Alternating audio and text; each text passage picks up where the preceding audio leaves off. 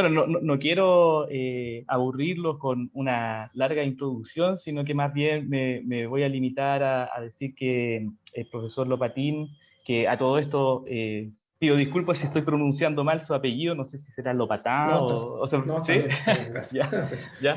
Bueno, entiendo que es de formación ingeniero en recursos naturales renovables de la Universidad de Chile y posteriormente obtuvo su doctorado en el Instituto Tecnológico de Karlsruhe en Alemania.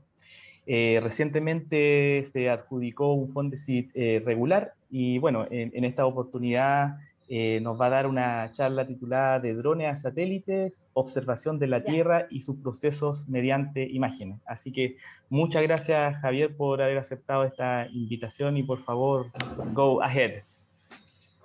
Gracias, Marco.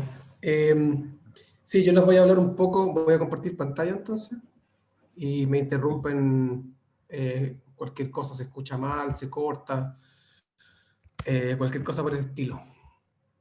Quería preguntar, esto se suponía que era abierto también para los estudiantes, pero creo que ahora son puros profesores, ¿no? Es como para saber un poco el contexto de la Creo, audiencia. creo que hay alumnos del BIS de primer año, ¿no? Y de otros años también veo algunos estudiantes del Ah, BIS. ok, Sí. para saber simplemente. Súper. Voy a achicar esto acá un poco. Ya. Entonces, como decía Marco, bueno, soy ingeniero en recursos naturales de formación. Hice mi doctorado en Alemania en el Karlsruhe Institute of Technology. Y básicamente se enfocó en el uso de drones o satélites, ¿no es cierto? Este tipo de tecnologías para describir ciertos procesos, sobre todo relacionados con vegetación. Entonces voy a pedir disculpas de antemano, pero la mayoría de los tópicos abordados acá van a tener que ver con vegetación y un poco de ecología, ¿no es cierto? Pero obviamente, bueno, después quizás podemos conversar un poco más, pero ustedes pueden imaginarse que muchas de las cosas, de los procesos, métodos, etcétera, son replicables también para otras áreas más ingenieriles o, por ejemplo, para temas más de suelo, minerales, etcétera. Entonces la presentación se llama de drones a satélites, observación de la Tierra y sus procesos mediante imágenes. Voy a partir explicando un poco qué es la teledetección o la percepción remota, ¿no es cierto? Y esto eh, hace referencia a la obtención de información sobre un objeto sin estar directamente en contacto con él, ¿no es cierto? Y la obtención de esta información puede ser a diferentes escalas o a diferentes distancias, ¿no es cierto?, del objeto. Por ejemplo, en la espectroscopía de campo estamos muy cerca del objeto de estudio, por ejemplo, ahí, no sé, puede ser suelo, vegetación, o puede ser minerales, etcétera, o puede ser, por ejemplo, en mediciones aéreas a baja altura, por ejemplo, mediante drones, o a alta altura, por ejemplo, mediante satélite. Y por supuesto que entre medio hay un montón de opciones que pueden ser, por ejemplo, globos aerostáticos, aviones, etcétera. En el fondo, la plataforma de adquisición de los datos no es tan importante o va a dar a los datos ciertas características, ¿no es cierto? En el fondo, mientras más cerca está el sensor del suelo, hay mayor resolución espacial, etcétera, pero en el tratamiento o las características de los datos va a ser más o menos parecida y es más importante, por ejemplo, el tipo de sensor, etcétera. Entonces, básicamente lo que estos sensores remotos van a medir o captar es información en diferentes longitudes de ondas del espectro electromagnético. La porción más común donde se captura información, ¿no es cierto?, es el visible, que es el que se muestra acá en la parte baja. El espectro electromagnético visible son las longitudes de ondas que nosotros normalmente podemos ver con nuestros propios ojos, ¿no es cierto? Y va desde longitudes más bajas de los colores azules, pasando por el verde, hasta la longitud de onda que describe el rojo. Y básicamente todo lo que nosotros podemos ver son interacciones de diferentes combinaciones de estos colores. El tipo de datos más típico, o que se usa más comúnmente, tienen que ver con sensores ópticos. Y los sensores ópticos lo que hacen es captar información en esta porción del visible, pero también captan información en el infrarrojo, sobre todo en la porción cercana y el infrarrojo medio. Pero también hay otro tipo de sensores, ¿no es cierto? Están los sensores, por ejemplo, termales, que captan información de temperatura, que eso tiene que ver más con los infrarrojos lejanos, o también está, por ejemplo, la longitud de onda de las microondas, que eso ya puede ser sensores radar y otros por el estilo. Pero en el fondo, ¿qué podemos hacer entonces con esta información? Básicamente, si nos centramos a modo de ejemplo en la porción óptica, lo que vamos a tener esto es que cada objeto en el espacio tiene una determinada firma espectral, se llama, pero es básicamente debido a las características físico y químicas, ¿no es cierto?, de los distintos objetos. Cada tipo de objeto va a tener una interacción particular o una interacción distinta con la luz, básicamente, o con la radiación. Entonces, por ejemplo, acá podemos ver la curva verde, es la firma espectral típica que tiene, por ejemplo, la vegetación, y básicamente, si pueden ver en la esquina de más a la izquierda, esta porción más básica, esto es básicamente la parte que nosotros podemos ver con los ojos, y si pueden ver en la porción del azul hay menos reflectancia que en la verde, y la porción roja también hay menos reflectancia. Esto quiere decir, por ejemplo, que las plantas, durante la fotosíntesis, las clorofilas, por ejemplo, comen o usan más del tipo de radiación que tiene que ver con las longitudes de ondas del azul y del rojo, y las plantas reflejan más el verde, y es por eso que nosotros vemos las hojas verdes, por ejemplo. Y acá pueden ver que hay un aumento de reflectancia, y esta porción ya es el infrarrojo cercano, que nosotros normalmente no podemos ver con los ojos, pero si pudiéramos verlo, la reflectancia es tan alta con respecto al otro tipo de información, que entonces nosotros veríamos, por ejemplo, a las plantas totalmente blancas, brillantes, porque es demasiada reflectancia. Entonces, evolutivamente nosotros nos centramos, ¿no es cierto?, en esta porción de acá. Pero bueno, hay un montón de información en otras partes del espectro, y por supuesto que otros objetos tienen otras formas características. Por ejemplo, el suelo, que son estas curvas más café, son distintas, y por ejemplo el agua, que está esta curva azul, también es distinta.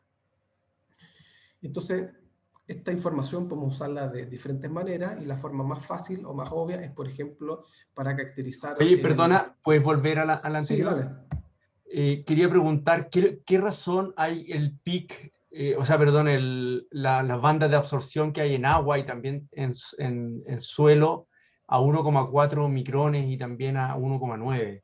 Sí, bueno, esta parte de acá tiene que ver con el agua. Son bandas que tienen que ver mucho con la detección de humedad, por ejemplo, en la vegetación o en el suelo. O sea, pero es Entonces, un proceso electromagnético que el átomo de claro, agua, la molécula de agua, perdón, no no refleja. refleja, Ya, absorbe energía. absorbe. Entonces, por Ya. ejemplo, esta información de acá particularmente es muy valiosa si uno quiere estudiar, por ejemplo, el contenido de agua, de las plantas, etcétera. Tiene Ya. harto que ver. Pero el problema, bueno, eso ya son detalles que no voy a entrar mucho en esta presentación, pero si le interesa después puedo hablarlo. En el fondo, estas partes de acá muchas veces se cortan, sobre todo en los satélites, porque se confunde también con información, por ejemplo, del contenido de agua atmosférico. Ah, Entonces, ok. entonces como el sensor está muy arriba, ¿no es cierto? Acá es muy común que Entonces, por eso en el sea muy suelo también ruidoso. aparece esa absorción. En el Exacto, suelo porque tiene seco. que ver con el agua, sí. Mm.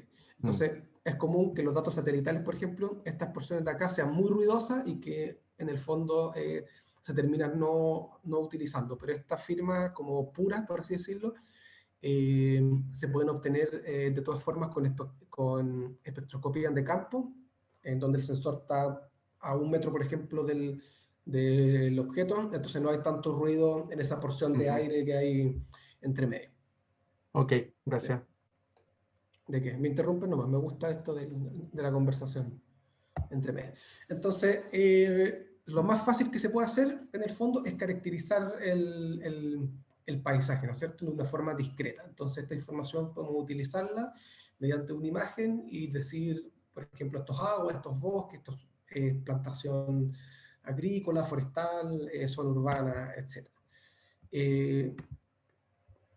Por eso es una información que es súper útil, que se puede utilizar para muchas cosas, que vamos a ver un par de ejemplos después, pero es una información que por supuesto que es discreta, que uno también puede decir, bueno, pero los procesos naturales, ¿no es cierto?, es bien difícil encontrar transiciones que de verdad sean discretas y que en realidad son más continuas, etc. Entonces hay otros approaches también para llegar a esto. Pero esto es como lo más básico que se puede hacer, ¿no es cierto? Caracterizar el paisaje de forma discreta. Y eso, por ejemplo, si lo hacemos en el tiempo, podemos tener, por ejemplo, dinámica a nivel del paisaje. Por ejemplo, este es un río en Estados Unidos que se hizo una clasificación, básicamente esto es agua, esto no es agua, y se puede ver entonces en el transcurso de un año cómo su cauce cambia, y eso también se puede derivar a ciertos estudios, por ejemplo, de procesos geomorfológicos o de depositación, etc. Y acá, por ejemplo, se puede ver de una forma discreta, por así decirlo, todos los cursos que estos caudales pueden ir cambiando durante el tiempo y de cómo eso da en estas porciones que se ven más rojas, por ejemplo, a los procesos de depositación de materiales, sedimentación, etc.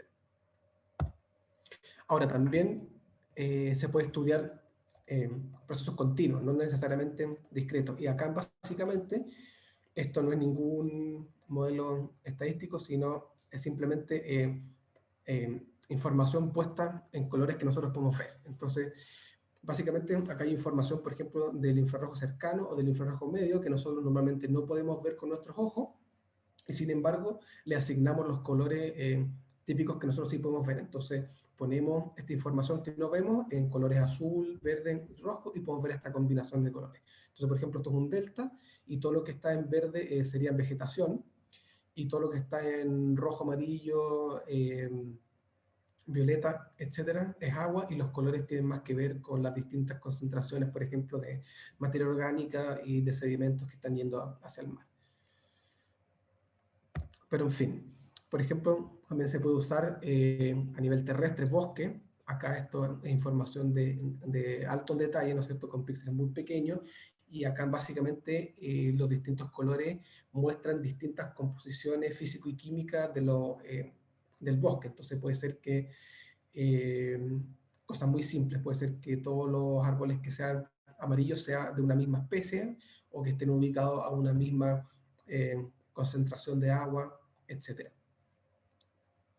Eso también se puede ocupar para otro tipo de cosas, por ejemplo, para recopilar información bajo el mar. Por ejemplo, esto es batimetría e información de la rugosidad de los corales en el trópico. Pero en fin, se pueden hacer muchas cosas, pero estos datos tampoco son mágicos, por así decirlo. Hay muchas cosas que se puede hacer, pero hay ciertas limitaciones o hay ciertas maneras para poder hacerlo bien. Y una cosa que es clave es la recopilación de información también en terreno. Hay algunas cosas que se pueden hacer con esta información, que se pueden hacer directamente con los datos sin necesitar datos de terreno, pero en general la mayoría de las aplicaciones de todas formas necesitan datos de calibración y de validación, ¿no es cierto?, en terreno, y ahí hay convergencia con cualquier sea su área de estudio. Puede ser si son biólogos o forestales, etcétera. Básicamente los métodos de recopilación de información en campo son relativamente similares a los que ustedes están acostumbrados de usar, y esto entonces se puede mezclar con estas informaciones remotas. Entonces ahora yo les voy a hablar de algunos ejemplos en los que he trabajado personalmente, y voy a intentar mostrar distintos tipos de ejemplos, y voy a partir con monitoreo de la diversidad, de la biodiversidad. Entonces, por ejemplo, en estas dos investigaciones, lo que hicimos, y para recalcar también un poco, en el fondo, es que fuimos a terreno, alrededor de 80 puntos, por ejemplo. Esta es una, el área de estudio, creo que es la precordillera de la región del Maule.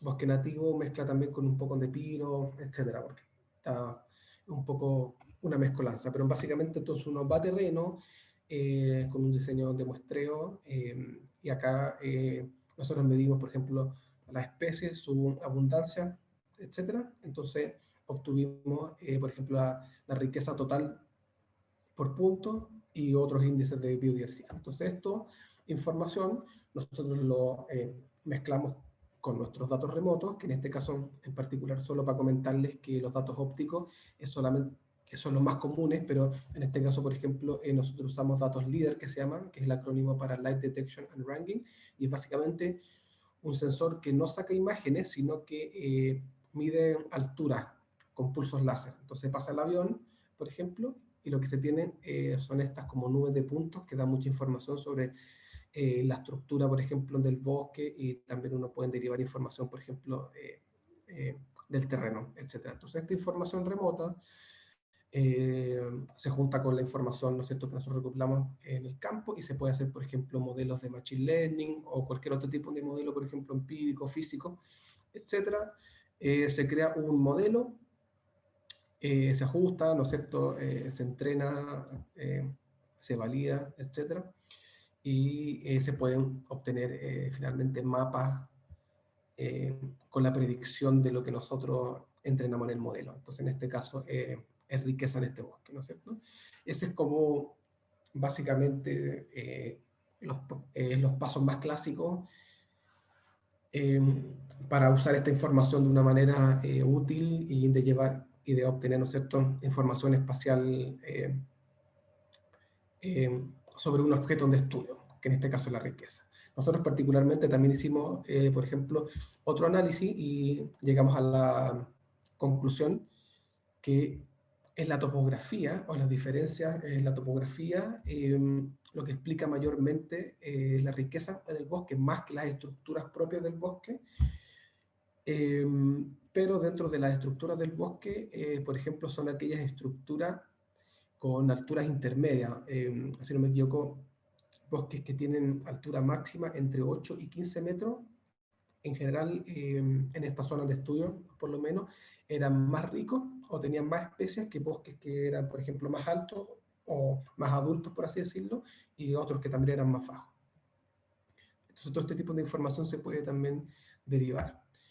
Otro ejemplo, bueno, esto hicimos algo muy similar, pero no en bosques, sino en turberas del sur, y las turberas es un ambiente que va a hablar después también en otro ejemplo, pero que son muy importantes porque es un tipo de humedal, como les decía, y es un ambiente terrestre, el ambiente terrestre que acumula más carbono del mundo en su suelo, y es muy importante también para el ciclo, no solo para la mitigación del cambio climático, sino también para los ciclos hidrológicos, etc. Entonces acá hicimos un approach que es básicamente similar, pero acá sí utilizamos estos datos ópticos de satélites que se pueden obtener, por ejemplo, gratis. Ahora, también se pueden hacer cosas a escalas completamente distintas. Entonces acá, por ejemplo, nos fuimos prácticamente para abajo, a una escala local, y lo que hicimos acá es intentar identificar cada individuo y la cobertura de cada especie en pastizales.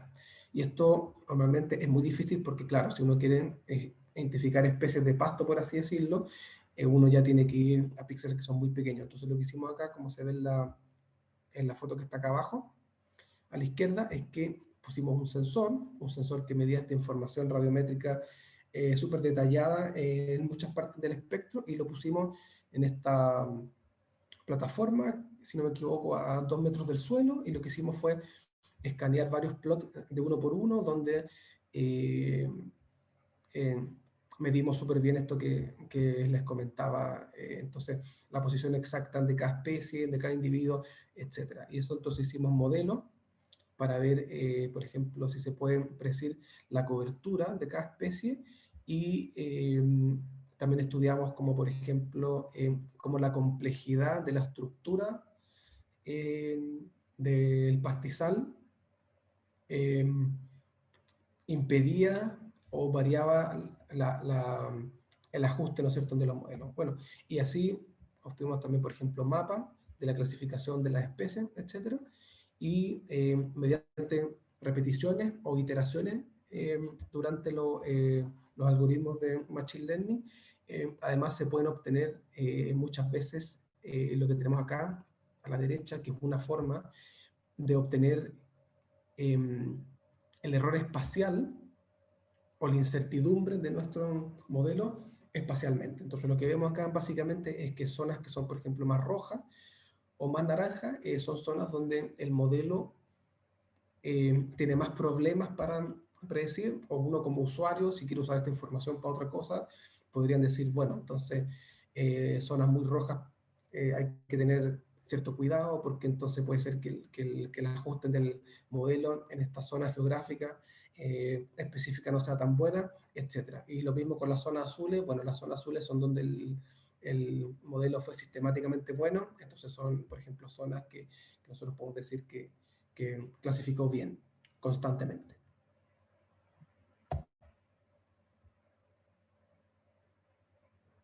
Otro ejemplo es el monitoreo, por ejemplo, de la humedad del suelo en humedales. Entonces acá lo que hicimos fue monitorear primero la ubicación y la calidad, por así decirlo, o sea, la humedad que tenían humedales altoandinos de la región metropolitana. Entonces primero hicimos, por ejemplo, un clasificador para detectar dónde están estos humedales, y luego hicimos un modelo de regresión para predecir, por ejemplo, la humedad del suelo. Y aquí, de nuevo, no hay forma de obtener, por lo menos con estos datos, humedad del suelo directamente de los datos satelitales. Entonces, obviamente hay que ir a terreno, hay que hacer mediciones de humedad del suelo en 2 o 3 de estos humedales para poder hacer este modelo, ¿no es cierto?, que luego lo vamos a usar para predecir la humedad, por ejemplo, para toda la región. Otro sector que se utiliza mucho estos datos es para hacer mapas o modelos de biomasa. Ahora, la biomasa aérea, por ejemplo, es importante a nivel ecosistémico porque es un proxy también de productividad primaria, y también se utiliza harto como proxy de cuánto carbono, por ejemplo, han secuestrado los bosques o la vegetación en general. Y esto es complicado de obtener a nivel, por ejemplo, del paisaje. Esto es una cuenca en la región del Maule también, es una cuenca que es bien grande, y es una cuenca que es muy mixta, o sea, hay una mezcla de bosque nativo, con plantaciones de pino industriales, hay un par de áreas agrícolas, arbustos, etc. Y cada una de estos tipos vegetacionales tiene respuestas espectrales que son totalmente distintas, también son distintos estructuralmente, etc. Entonces lo que nosotros hicimos acá fue generar 4 modelos distintos para predecir cada una de estas capas por separado, y usamos esta misma información de acá, que son de los tipos de suelo, para después asignar los valores predichos en el espacio, ¿no es cierto?, para cada píxel. Entonces, una forma, por ejemplo, de obtener mapas de biomasa en grandes extensiones y en zonas que son muy complejas y con ajustes bastante buenos. Y de nuevo, acá a la derecha, lo que ven acá es el coeficiente de variación de las estimaciones en el tiempo, o sea, con repeticiones. Entonces también podemos ver zonas donde las predicciones son más o menos variables, o sea, que tienen más o menos incertidumbre. Ahora voy a hablar un poco de procesos más ecosistémicos, y en este ejemplo lo que hicimos fue mapear el carbono que está acumulado en el suelo, en las turberas, que son estos humedales que yo les comenté, que en el fondo son los ambientes terrestres que tienen más carbono acumulado en el mundo. Y bueno, son ambientes que son muy raros en cuanto a especies, etcétera, y además hay relativamente pocos, pero nosotros tenemos bastantes, sobre todo de Chiloé para abajo, o sea, en toda Patagonia tenemos bastantes de estos sistemas. Y bueno, acá nos encontramos, por ejemplo, con otro sistema, que básicamente lo que el sensor mide es información de la superficie terrestre, o sea, de todo lo que está arriba. Si hay planta, va a medir obviamente información de las plantas, del suelo, etcétera. Pero eso necesariamente, o no muchas veces, tiene que ver con los procesos que suceden bajo el suelo. Entonces nosotros lo que hicimos primero fue crear estos modelos para ver cómo datos aéreos de la vegetación, por ejemplo, la altura de la vegetación, composición florística de las comunidades, biomasa, riqueza, etcétera, se interrelacionan, por ejemplo, con el carbono subterráneo, y utilizamos este modelo anidado para generar un modelo predictivo. Y luego, con datos de drones, en este caso, logramos tener modelos locales de alta resolución de esto, del carbono del suelo. Ahora, no solamente se pueden utilizar, no solo se pueden utilizar modelos empíricos con estos datos de precesión remota, también hay modelos físicos. Y aquí entran, por ejemplo, los que se llaman los modelos radiativos. Básicamente lo que hacen los modelos radiativos es estudian a la perfección cuál es la interacción de la luz, en este caso con la vegetación, y con los distintos componentes físico y químico de la vegetación que tienen influencia, ¿no es cierto?, en esta firma espectral que yo les decía.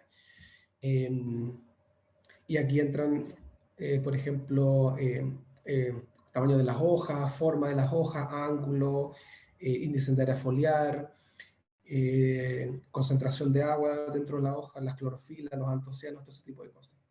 Entonces, por ejemplo, nosotros podemos hacer inversiones de este modelo, es decir, el modelo normalmente usa estos valores de rasgos de las hojas, ¿no es cierto?, para generar una reflectancia o simular una reflectancia, y en este caso nosotros tenemos lo contrario, nosotros tenemos la reflectancia que está medida por el sensor. Entonces, mediante una inversión de este modelo, podemos obtener espacialmente información físico y química, por ejemplo, la clorofila, como vemos acá en este mapa de acá, de la vegetación.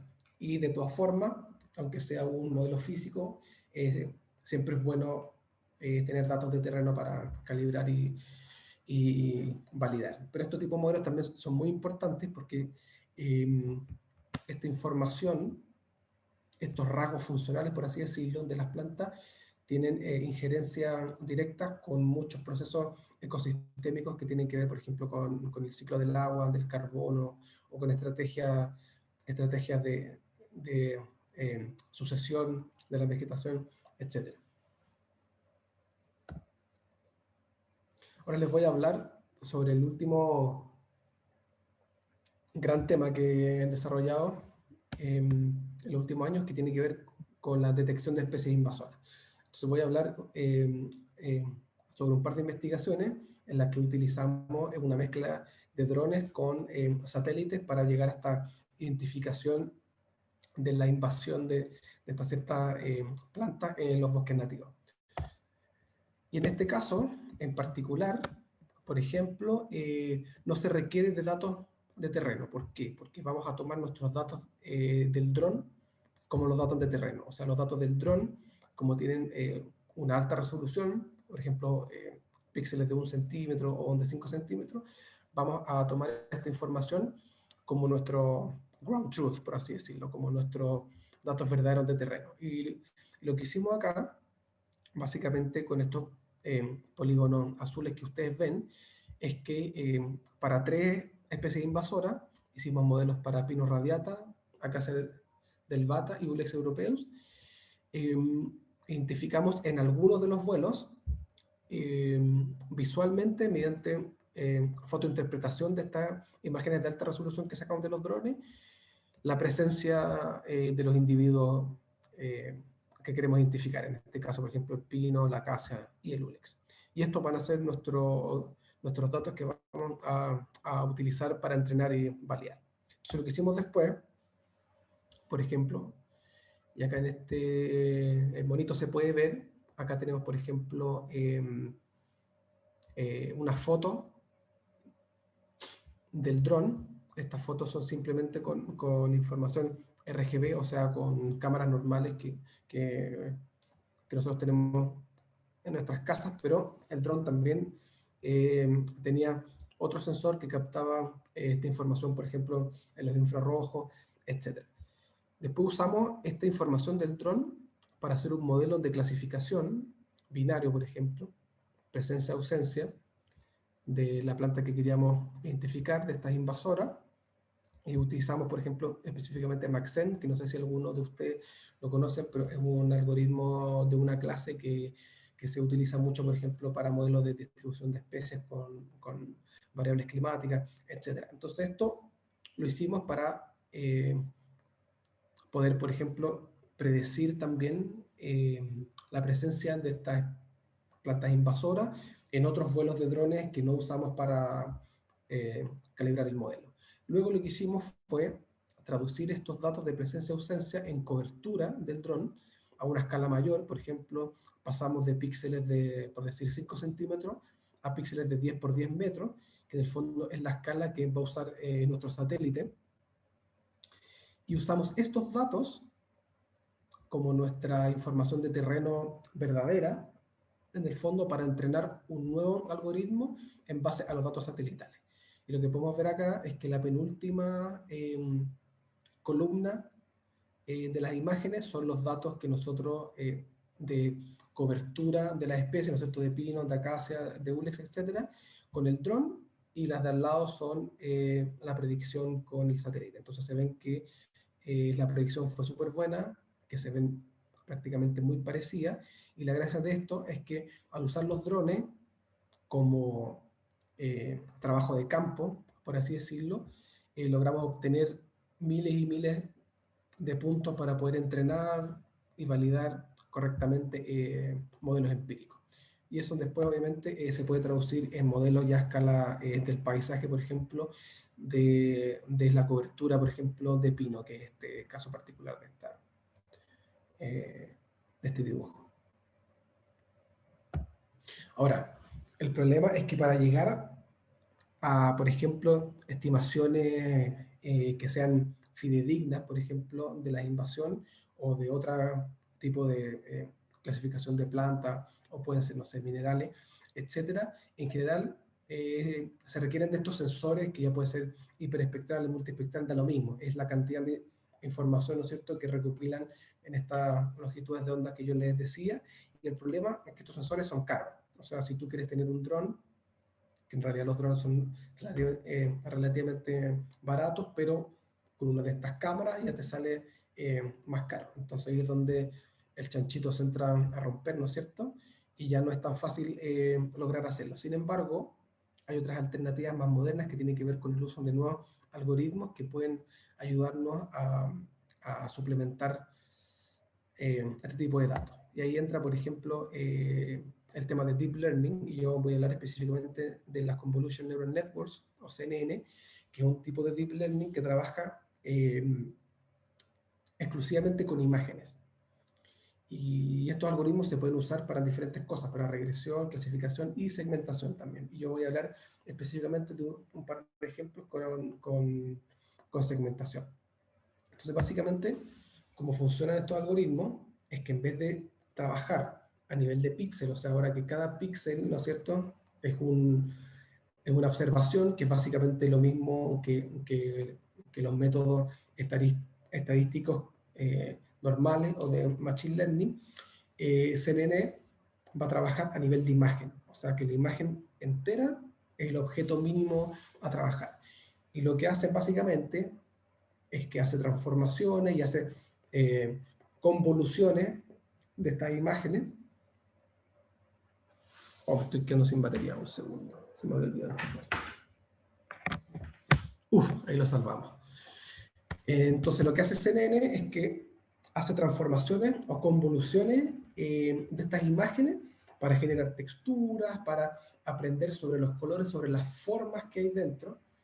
Entonces aquí ya no se habla de nivel de píxeles, sino que toda la información, las formas, las sombras, por ejemplo, todo eso es información valiosa que el algoritmo va, en el fondo, a utilizar. Y es básicamente los mismos algoritmos que usa, por ejemplo, Google, las imágenes de Google, por ejemplo, para decirte esto es un gato, esto es un caballo, etc. Entonces, básicamente, esto podemos traducirlo al área, por ejemplo, medioambiental o a la detección de especies invasoras, por ejemplo, de la misma manera, de una forma similar a lo que había explicado, donde primero tenemos imágenes de alta resolución y mediante interpretación visual, por ejemplo, decimos estos pinos, estos no pinos. Entonces, después de esta imagen de dron, lo que nosotros hacemos es sacar porciones de imágenes que pueden ser, por ejemplo, 250 por 250 píxeles de esta imagen con la información, ¿no es cierto?, que dice esto es pino, esto no es pino, y usamos y podemos sacar, por ejemplo, aleatoriamente porciones de las imágenes y usamos esta información entonces para entrenar nuestro modelo, que básicamente lo que hace es lo que les dije, agarra estas porciones chicas de la imagen, hace estas transformaciones, estas convoluciones, ¿no es cierto?, para ver texturas, formas, etcétera, y lo que hace el algoritmo es que lo gira para arriba, lo gira para abajo, entonces hace de una sola imagen, genera cientos de predictores, por así decirlo, de distintas cosas de manera automática, sin que nosotros tengamos que hacer nada. Aprende de esto y genera, por ejemplo, una segmentación y te dice esto es pino, esto no es pino. Y eso básicamente se puede repetir después para toda la imagen y se pueden obtener mapas, por ejemplo, de presencia-ausencia de los pinos.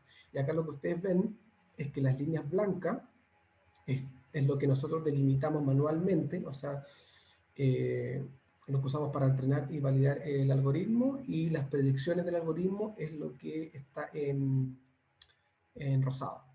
Entonces se ve que es bastante bueno que el algoritmo logró identificar, por ejemplo, pino, en esta foto en particular, con 87% de ajuste. Y ojo que esto es solamente usando imágenes RGB. O sea, ya no estamos usando ni información infrarroja, nada. Esto se puede sacar inclusive con información desde nuestros celulares, por así decirlo.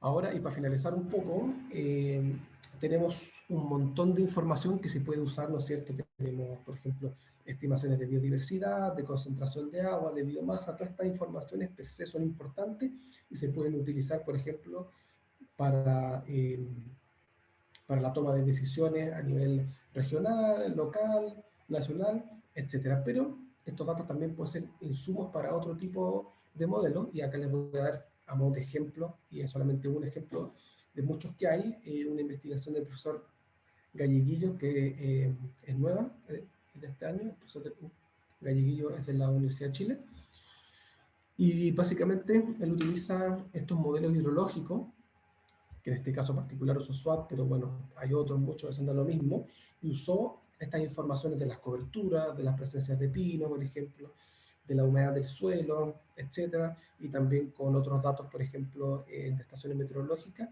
Y lo que él hizo con estos modelamientos físicos hidrológicos es modelar escenarios de cosecha de agua y de desertificación, ¿no es cierto?, para esta cuenca de la zona central de Chile, con diferentes escenarios de cambio climático y con diferentes escenarios de cambio de uso del suelo.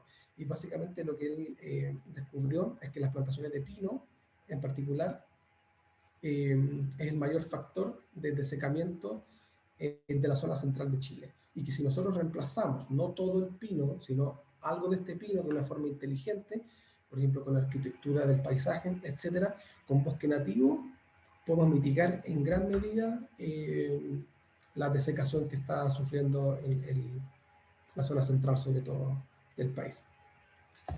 Y para finalizar, comentarle lo que decía Marco de este proyecto, que no es un Fondesit regular, sino un postdoc que había postulado justo antes de también postular a la Adolfo, ¿no es cierto?, que tiene que ver con una mezcla un poco de todas estas cosas que les mostré y que hablamos. Entonces, el proyecto lo que busca es identificar cuáles son los primeros factores a nivel local y a nivel del paisaje, que promueven, por ejemplo, la invasión de pinos radiata después de los incendios.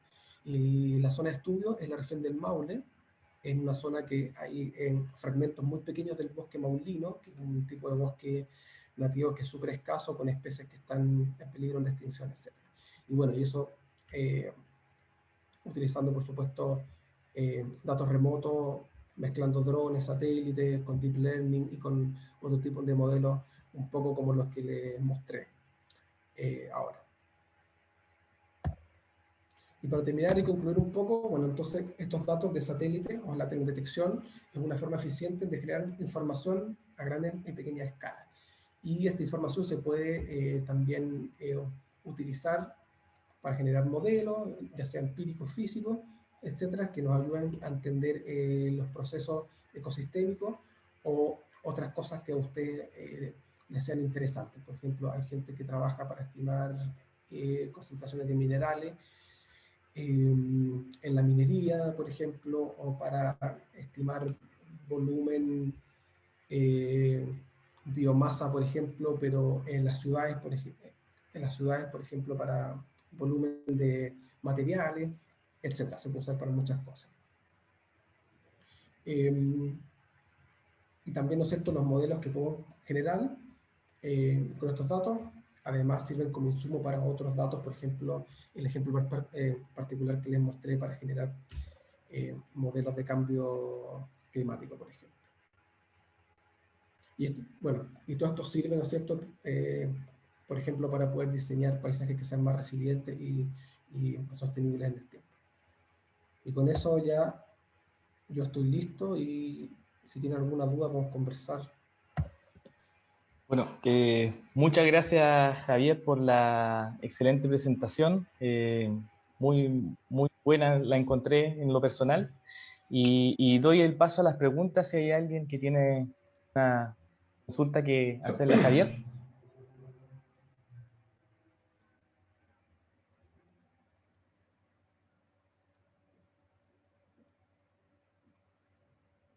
Parece que no.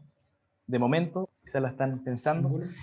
No, yo, Javier, te quería hacer una pregunta respecto a un grafo que mostraste por ahí en el monitoreo de procesos ecosistémicos.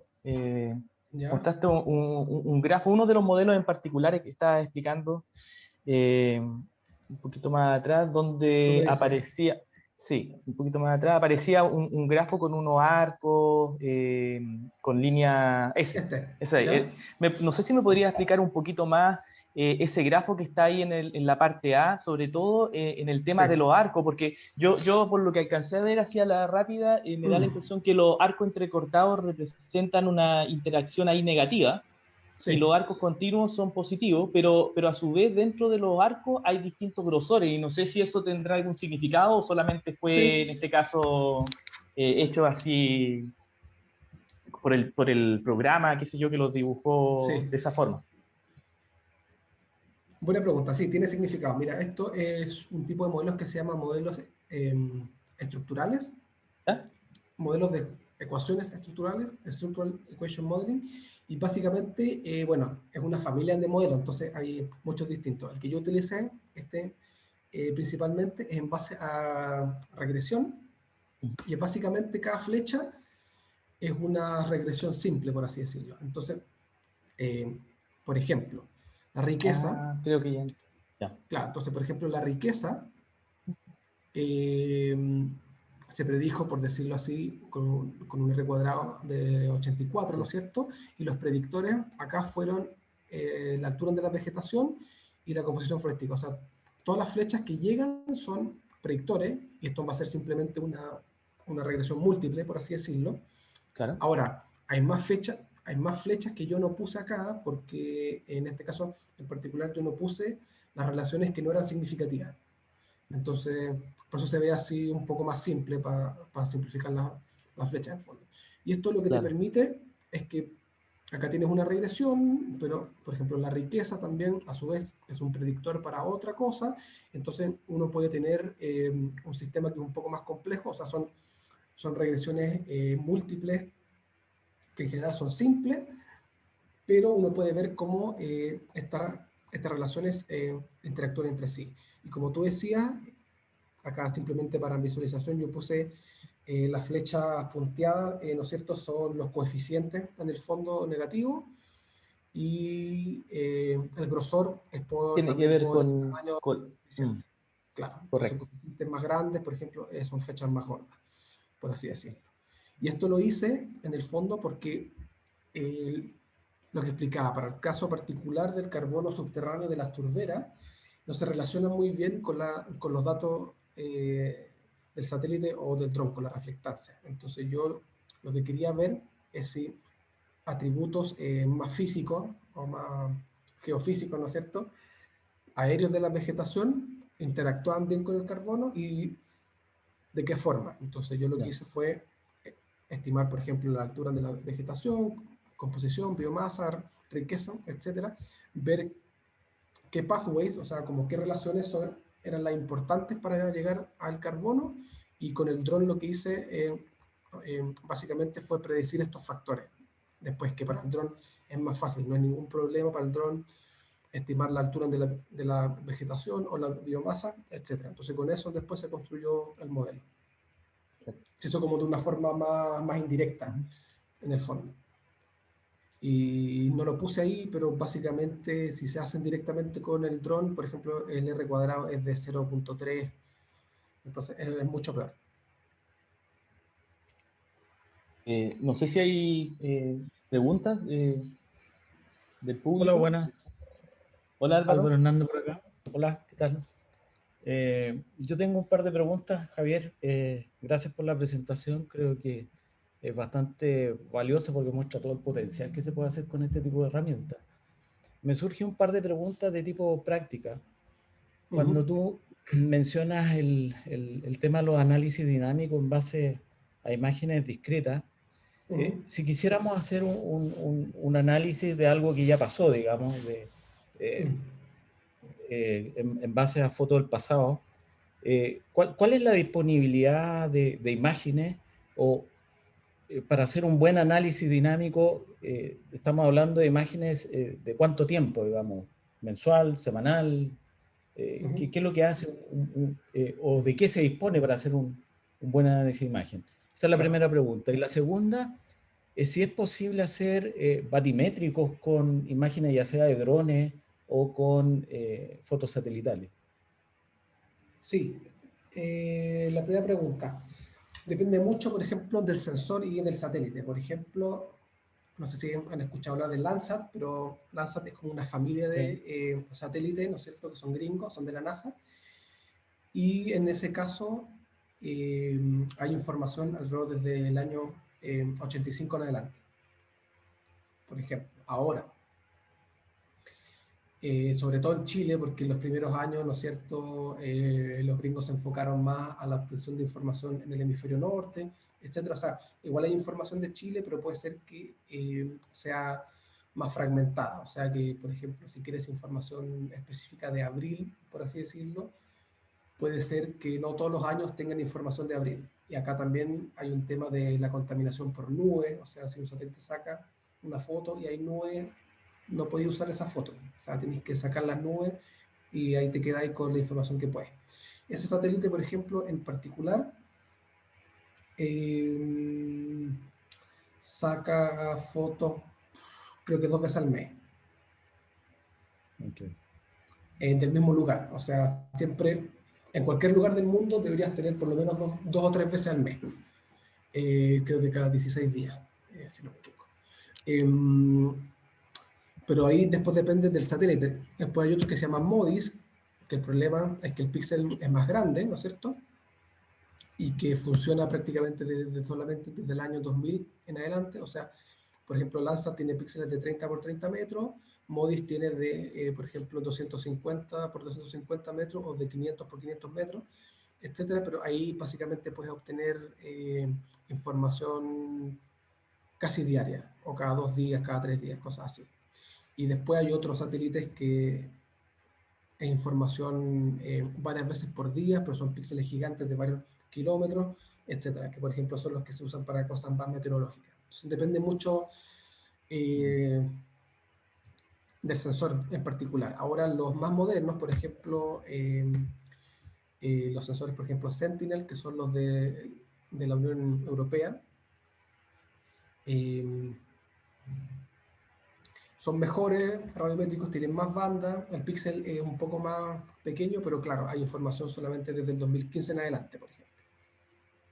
Y eso sí puedes obtener información a cada semana, si es que no tienes nube también. Entonces, si tienes nube, también ahí te falta, va a tener gaps de información, por ejemplo. Entonces, es súper relativo y hay un montón de otros sensores que son pagados, por ejemplo, que ya no son gratis.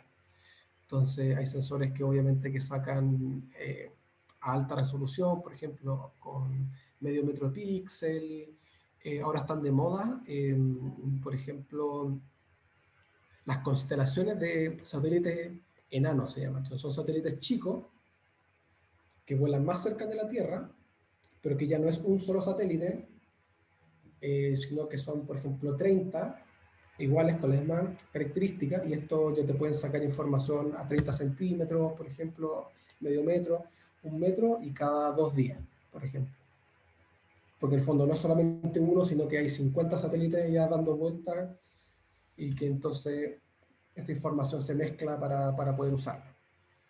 Pero también eso no son gratis, entonces todo depende de la aplicación en el fondo y del satélite que se use y todo. Pero el gratis, que hay más información, sigue siendo Landsat, y no sé si ustedes han escuchado, bueno, lo del Data Observatory, etcétera, con el Data Cube de la facultad, etcétera. Y entonces la FIC ya tiene todos los datos de Landsat Sentinel del territorio chileno desde el año 85 en adelante. Eso está listo, se puede usar en cualquier momento, procesado, listo. Porque lo que no hablé es de los tratamientos de la imagen, ¿no es cierto? Hay que corregirlas, porque lo que hablaba de los ruidos que pueden haber por la atmósfera, entonces hay correcciones atmosféricas, etcétera. Eso ya está todo listo para llegar y utilizar en la facultad en el momento. Y la segunda pregunta Gracias. se me olvidó, sorry, ¿cuál es? Sí, sí es posible hacer levantamiento batimétrico. Batimétrico. Sí, mira, depende mucho de hartas cosas. Se usa la información sobre todo en espejos de agua que sean bien transparentes. Pues, obviamente, por ejemplo, el mar chileno con las olas, como tiene rugosidad y no es muy transparente, obviamente no es lo mismo que el Caribe, donde uno, claro, uno en realidad puede ver el arrecife con una imagen perfectamente, entonces se puede hacer cosas por el estilo, cosas así.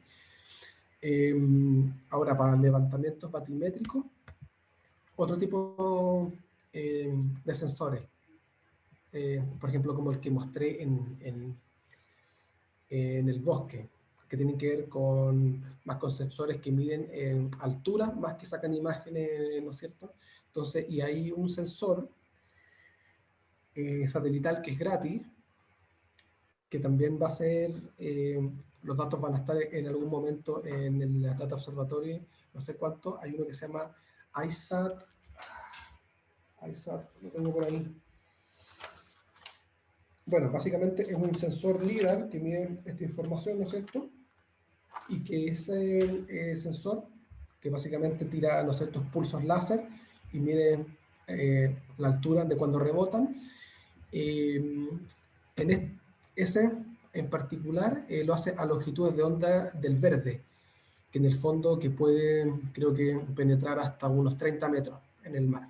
Pero también tiene que ver, también depende harto de la rugosidad, etcétera. Pero claro, cada medición, o sea, cada punto, cada medición es un área aproximada, por ejemplo, de 15 metros.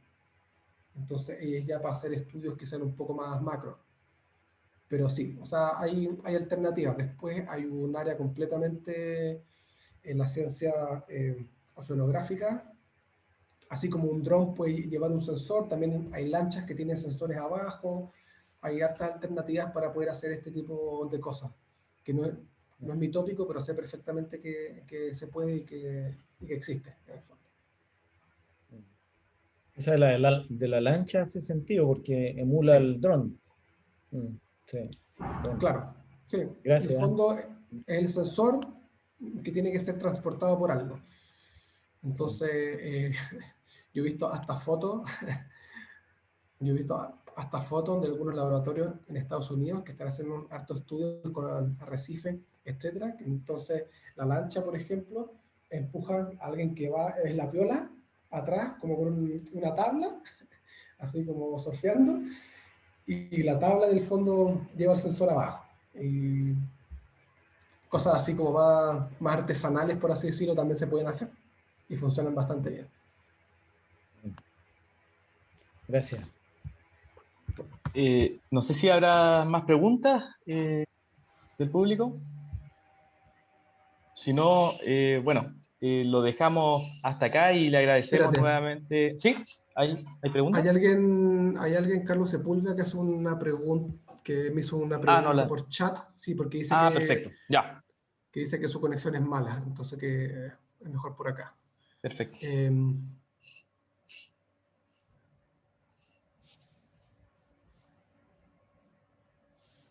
Me pregunta si he trabajado con imágenes radar. Sí, sí he trabajado con imágenes radar. Eh, no lo mostré, pero algunos de los resultados de la investigación es mezclando sensores ópticos con radar, porque hay algunos sensores radar que también son gratis, así como hay imágenes gratis ópticas, también hay algunas, ¿no es cierto?, radar que son gratis, como por ejemplo Sentinel-1, etcétera. Entonces sí he tenido algo de práctica, pero digamos a nivel volumen, la mayoría de las cosas que he hecho es con sensores ópticos o con sensores LIDAR, estos que hacen cosas con estructura, pero sí he utilizado un par de veces también radar. Radar también tiene características que son muy interesantes, como la longitud de onda de radar es mayor que la del espectro óptico, en el fondo, traspasa sin problema, por ejemplo, las nubes.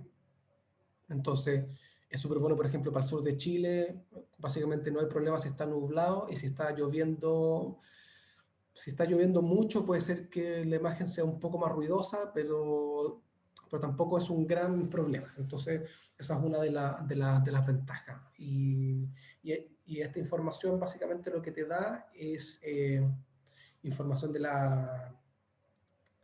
textura, de textura del paisaje. Es bastante sensible, por ejemplo, también a la humedad del suelo. Entonces se usa muchísimo, por ejemplo, para detectar humedad, porque así como mostraba, estas partes como de absorción de la humedad, suelos que son más húmedos van a absorber un poco más esta información radar. Entonces también se usa mucho, por ejemplo, para humedad del suelo en cultivos, etc. Sí. No sé si hay algo más. Gracias por la Bueno, respuesta, dice Carlos. sí, Ahí, yo para terminar, súper invitado a todos, sí, sí. Como les decía, este proyecto postdoc va a durar 3 años, el que va a mezclar temas con identificación de especies invasoras y el efecto que tienen los fuegos, etc. Va a mezclar hartas cosas, imágenes de dron, satélite y trabajo de campo, etc. Entonces están todos súper invitados. Si a alguien le interesa, de los estudiantes todavía no tiene tema de tesis o simplemente le interesa, y a los profesores también, si a alguno le interesa algo de esto, también queda súper invitado. perfecto, Javier. Ahí entonces quedó la invitación abierta y te agradecemos una vez más por haber aceptado la invitación y te dejamos invitado para los próximos seminarios que se vienen dentro Súper. del año, ¿ya? Así que muchas gracias a todos los asistentes y nos estamos viendo ya para el próximo seminario. Que estén muy bien. Cuídense mucho, ¿eh? Gracias por la Gracias, Javier. invitación. Gracias a ti. Gracias a todos. Nos vemos. Chao, Gracias. chao. Chau, chau. Chao. Chao.